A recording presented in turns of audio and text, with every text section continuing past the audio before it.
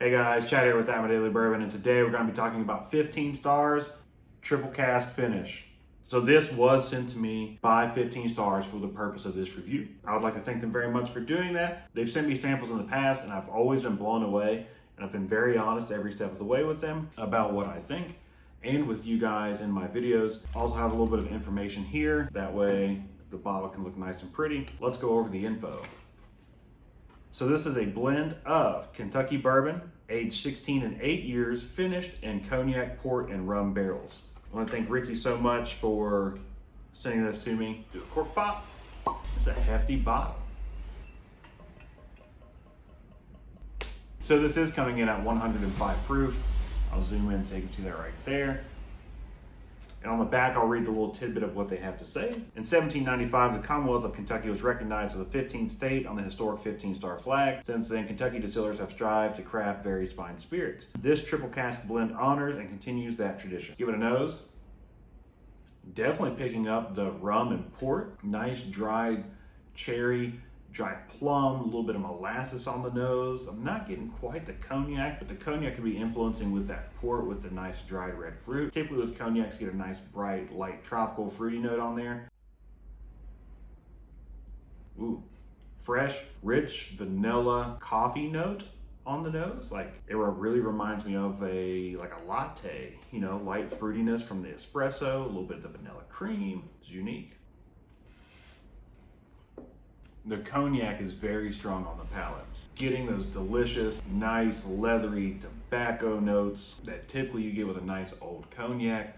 Very fruit forward, a little bit of green apple, nice caramel and butterscotch. It just kind of, the finish is really riding, but it's balanced out by the rum finish with the molasses and a little hint of chocolate from the port. You can pick up attributes of all three finishes at separate points. It's really nicely layered. It's got a complex finish still going. Like, I'm still picking up on stuff. The leather, now that I picked up on that leathery tobacco earthiness on the palate, I'm getting it on the nose.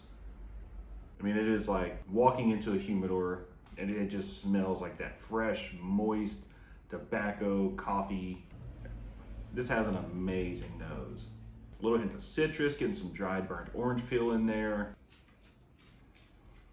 I'm digging this a lot. The nose is just like lightening up. It was really dark and heavy at the beginning with the coffee and the vanilla and the fruit and chocolate, but now it's starting to brighten up just a little bit. The 16-year-old bourbon in this, I feel like is doing a good chunk of heavy lifting. I don't know how much is in there. They don't specify the blend. It could be 5%, it could be 1%, it could be a drop. But it has some of those oaky, leathery, tobacco, rich brown sugar notes you expect from an older bourbon that are really kind of laying the foundation, especially on the finish. The finish from the last drink that I took is still kind of clinging and hanging on, and it's a damn good finish.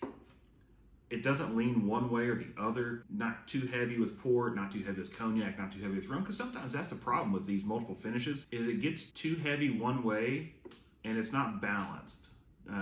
It's kind of hard to balance out a triple blend like this or triple cask finish. And that's another thing. I don't know if they've blended these bourbons or aged these bourbons separately in the barrels, or if it went from one to another, like bourbon barrel, cognac, port to rum. But however they did it, they've done a good job on this. Yeah, the light oak and seasoned wood just hitting the nose. I'm definitely digging this. I'm a big fan. I'm really enjoying.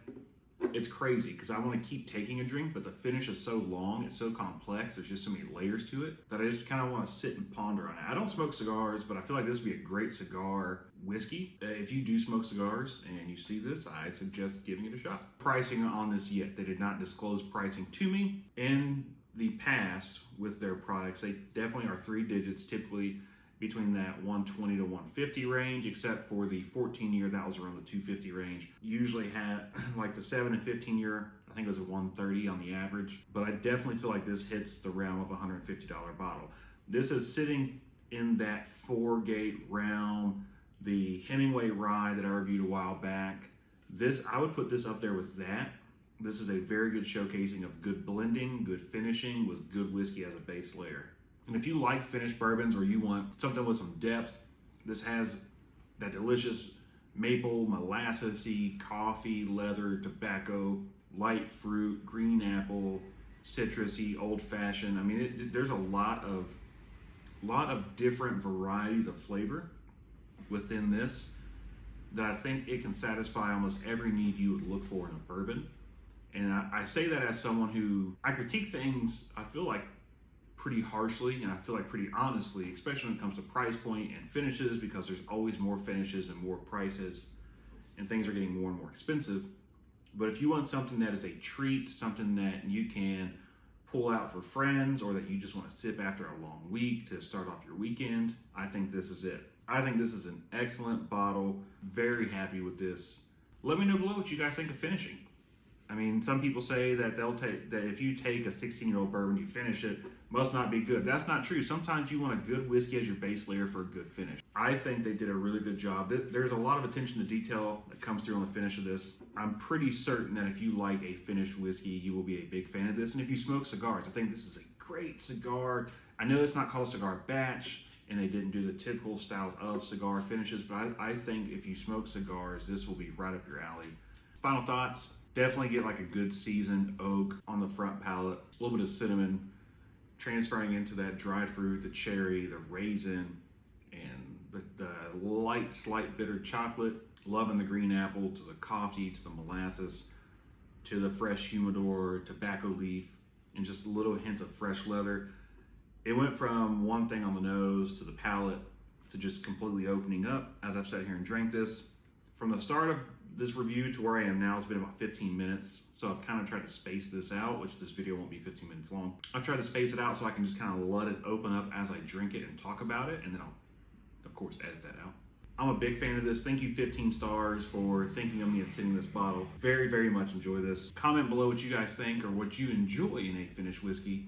Or if you had 15 stars, I suggest giving their lineup a look, especially their 7 to 15 year. If you've not had anything and you're looking for a good triple-digit bottle to purchase, that's one of my favorites. Once again, big thank you, 15 stars.